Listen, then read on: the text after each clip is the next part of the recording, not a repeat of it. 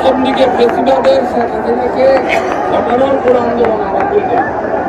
পরবর্তীতে আস্তে আস্তে আমরা এক দফায় 2024-এ গিয়ে শেখ হাসিনাকে পদত্যাগে বাধ্য করার জন্য আন্দোলন করেছি এবং আমাদের সাথে আপনারা সকলেই জনগণ সারা বাংলাদেশে যোগ দিয়েছেন এবং আমরা সেটা রেজাল্ট পেয়েছি।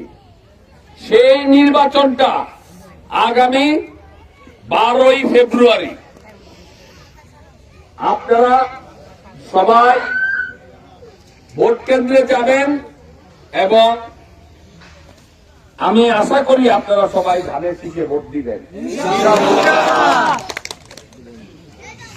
ধানের শীষে ভোট দিলে আমাদের আপনাদের প্রিয় নেতা তারেক রহমান এই দেশের প্রধানমন্ত্রী হবে ইনশাআল্লাহ। এবং তারেক রহমান প্রধানমন্ত্রী হলে এ দেশের গরিব নিপীড়িত লোকজনের জন্য কিছু প্ল্যান বলেছেন।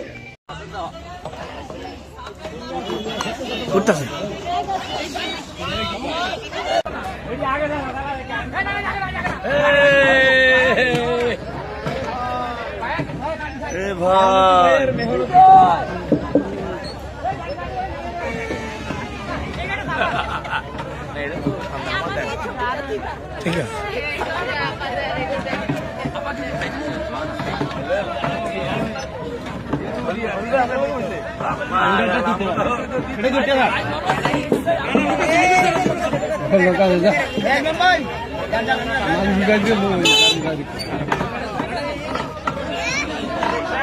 কি এখন আমি আর হুমকি এই গাড়ি নিয়ে যে আমরা রাখছে